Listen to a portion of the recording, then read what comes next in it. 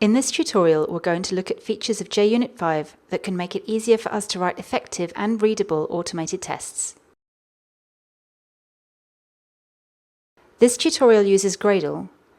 For information on how to add JUnit 5 via Maven, take a look at our video on migrating to JUnit 5 from JUnit 4. We can use Command and N or Control and Enter to add a new dependency to our Gradle build file. Typing JUnit in the artifact search box should give a list of possible dependencies. We're going to use JUnit Jupyter, which lets us create and run our tests with JUnit 5. Version 5.6.2 is the most recent production version at the moment, so let's pick that. We'll see this icon in the top right of the Gradle build file when we've made changes to it.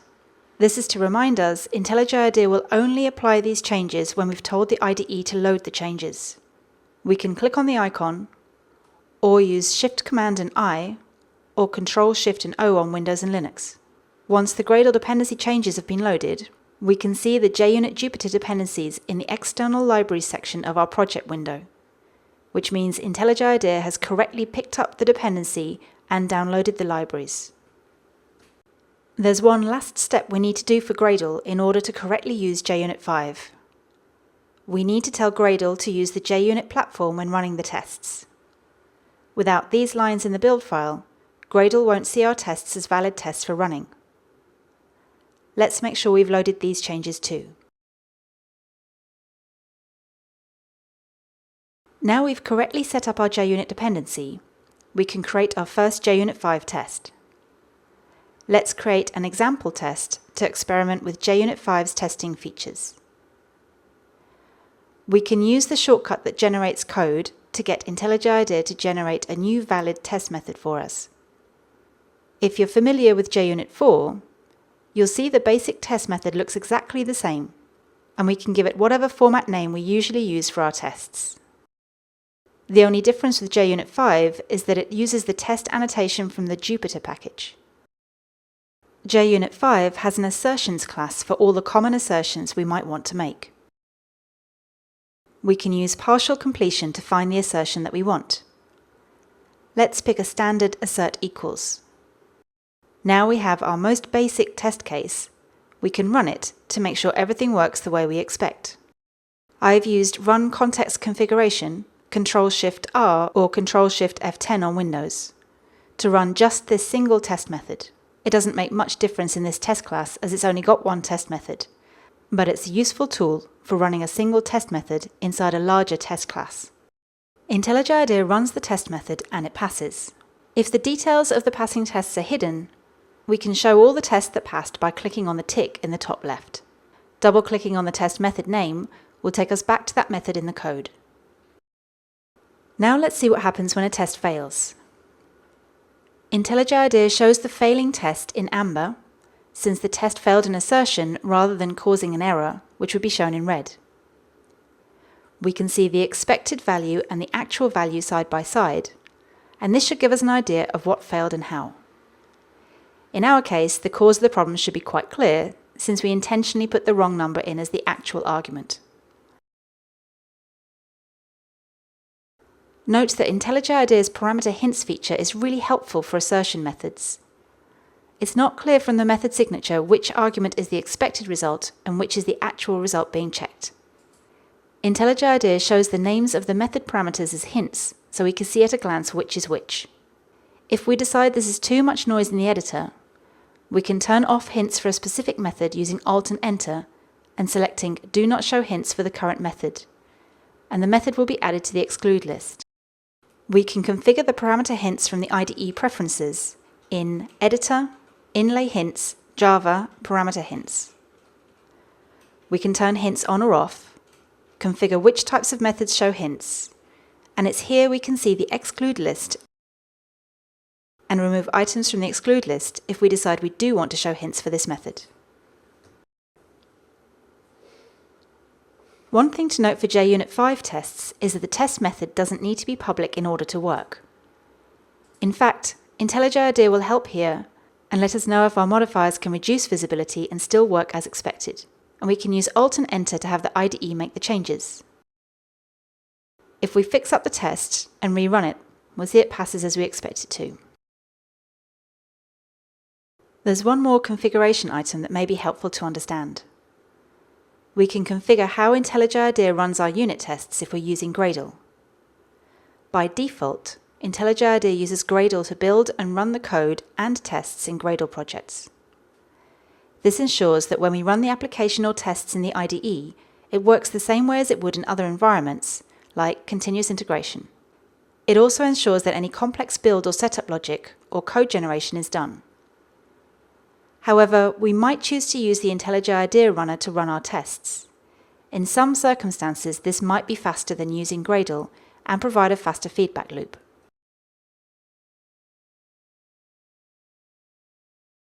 Let's continue our exploration of JUnit 5 features. Quite often, we might want to flag a test as something we don't want to run.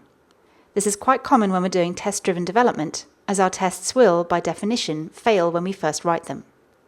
JUnit 5 supports this with a disabled annotation. We can add descriptive text to state why the test is not to be run. Like passing tests, IntelliJ usually hides the full list of disabled tests so we can focus just on the ones that are failing. We can see all disabled tests by clicking on the grey disabled icon. Clicking on the test name will show the reason the test was disabled. Let's remove the disabled annotation, since this test actually does work, and let's look at another useful annotation. JUnit 5 supports a display name for the test method, so we can write a helpful descriptive name for the test. When we run the test, it's this display name that shows in the run window, so we have much more readable text for each test. Not only does this encourage us to be descriptive, since it's a text string and not a method name, it also supports special characters which can help readability.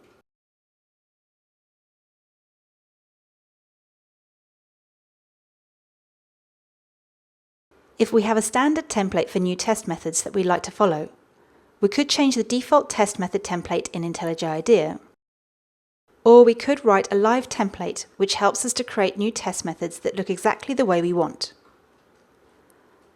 I want to always create a new test method with a display name that is initially converted into a camel case method name.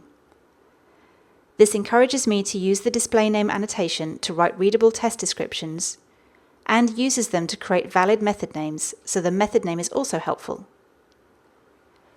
I also have my live template automatically insert a fail into the generated method, as any test should fail first even if we haven't finished writing it yet. Let's take a look at how this live template was defined. Live templates can be found in the Preferences under Editor Live Templates. I've created a new template group called Test and put my test live template here. I'm not going to go into this template in detail here. The details will be in a blog post on the IntelliJ blog. The important point is that we can use live templates to configure the variables using built-in functions to give us the result we want when we create a new test method.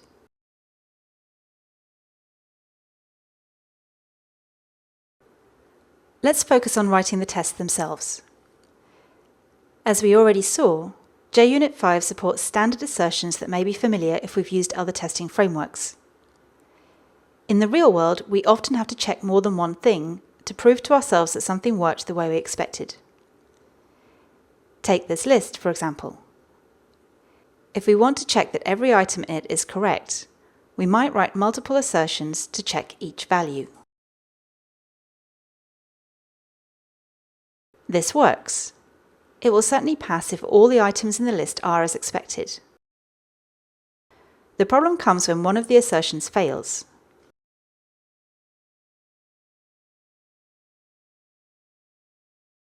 See from the output why and jump to the problem. What we don't know, though, is whether the other assertions passed or failed, because JUnit won't run the assertions after the first failure. Let's see that by making sure all the assertions would fail. When we run the test, we see once again that only the first assertion is shown to fail. We have no idea the others are also broken. This could be a problem, as we'd go back and fix the first assertion, rerun the test, have to fix the next one, rerun the test, and so on. This is not the fast feedback we're looking for. JUnit 5 supports an assert all assertion. This will check every assertion, even if one of them fails. We do this by putting all of the assertions we want to group together into the assert all call as a series of lambda expressions. I'm going to move all of our current assertions into the assert all method call. I'm using a combination of smart completion and join lines to create compiling code.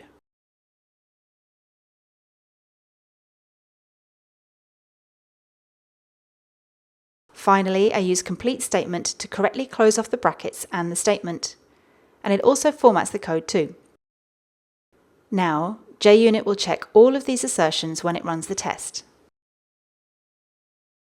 We can see the first failure as we did before, but now we can also see that all the assertions failed.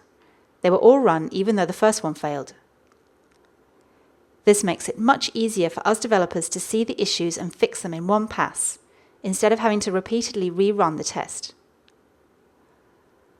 Once we've made all the changes, rerunning the test shows we've fixed everything.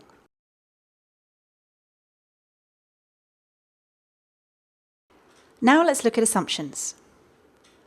Later versions of JUnit 4 supported assumptions, but those of us who are used to working with older tests might not have come across this concept before.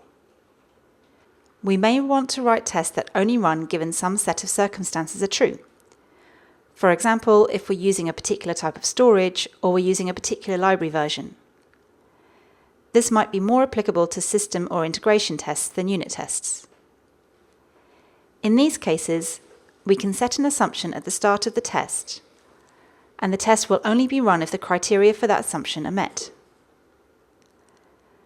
Let's write a test that should only be run if we're using an API version that's higher than 10.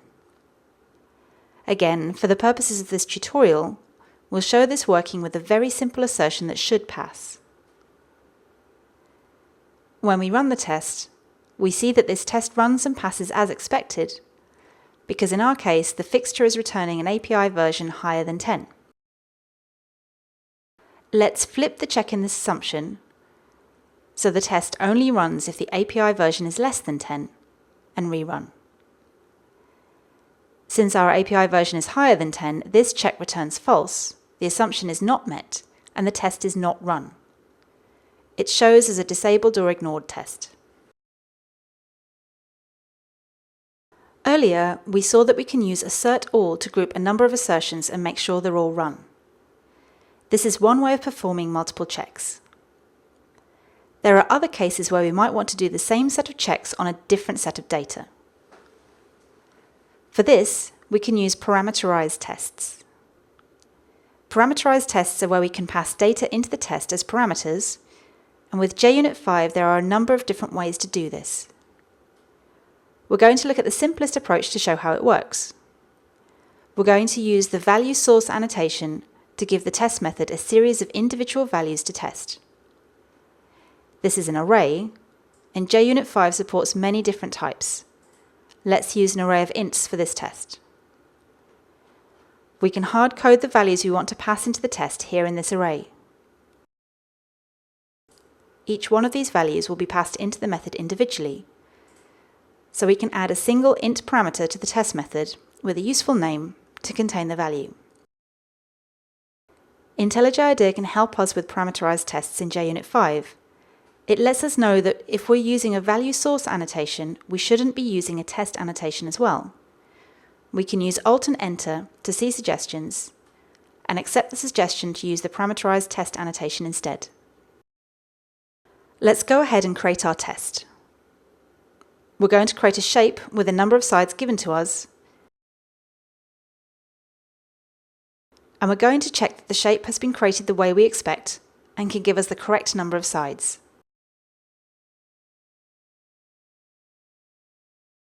When we run the test, we can see that in fact the test runs more than once. The test is run for each one of the int values we put into the value source annotation.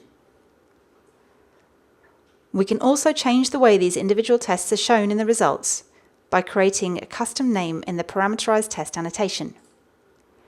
For this test, I'm just going to show the value the test is being run with, the number of sides the shape is being created with. Since this name takes a string, we can create whatever meaningful name we want.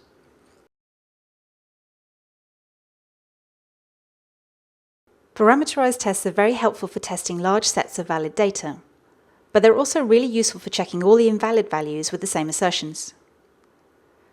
We can create a new test to check invalid input.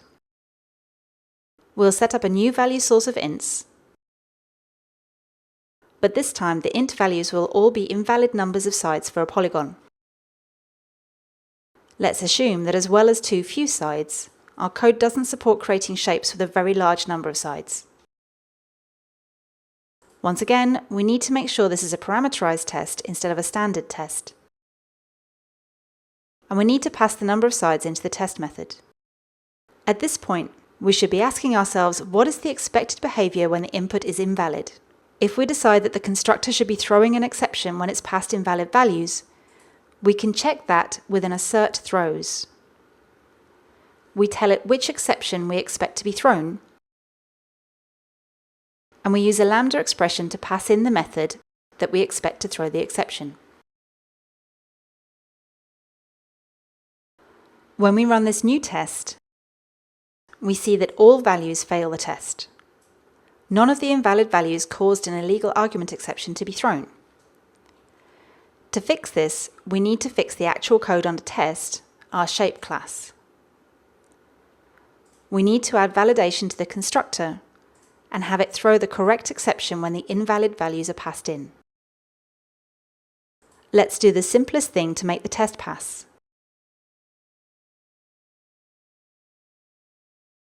When we rerun the test, we see all the different cases now pass. In this final section, we're going to look at one of my favourite features of JUnit 5, nested tests. Nested tests allow us to group specific types of tests together inside a larger class. There are lots of reasons we might want to do this. For example, to group together tests with similar setup or teardown, but that are not so different they need to be in their own test file.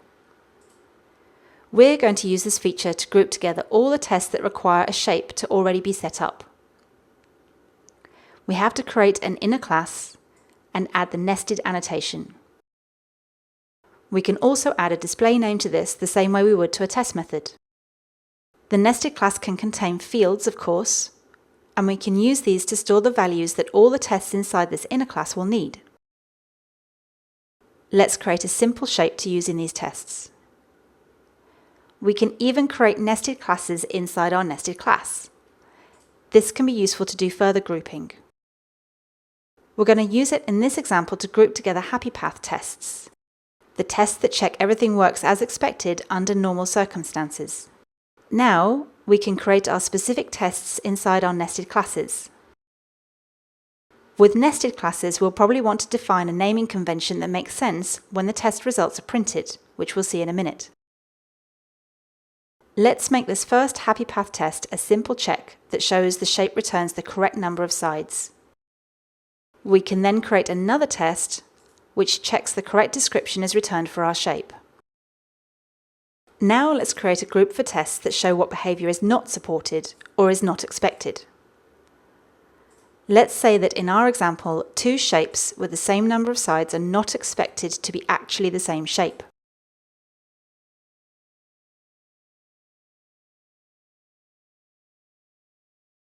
We can see that IntelliJ offers suggestions for our assertions as well. The IDE suggests using assert not equals instead, because a specific assertion like that can be more readable or easier to reason about when it fails than an assert false, which can sometimes be difficult to understand. If we run all the tests in the class, which I'm doing by moving my caret to the outermost class and using run context configuration again, but we could do by using Ctrl-R or Shift-F10, we can see our nested tests in the test results. We can see the grouping means the results of similar tests are all grouped together.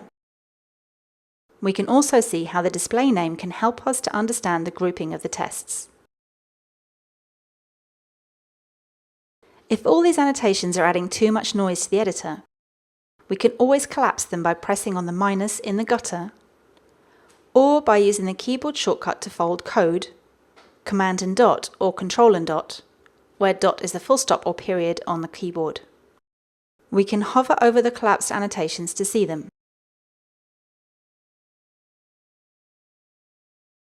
This video has just touched the surface of the features offered by JUnit 5. To find out more, go to the JUnit documentation.